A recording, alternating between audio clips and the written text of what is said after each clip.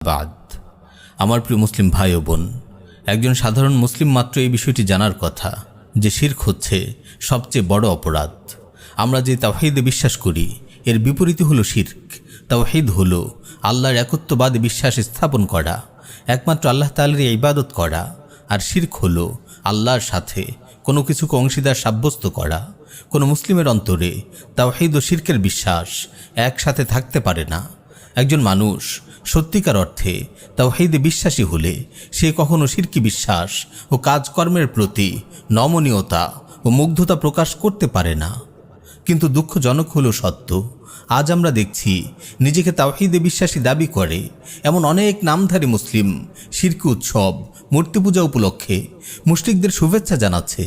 এটা কিভাবে সম্ভব যে একদিকে তারা বিশ্বাস করে আল্লাহ এক, আল্লাহ ছাড়া কোনো ইলাহ নেই, অপরদিকে তারা বহু ইলাহের পূজারীদের শিরকি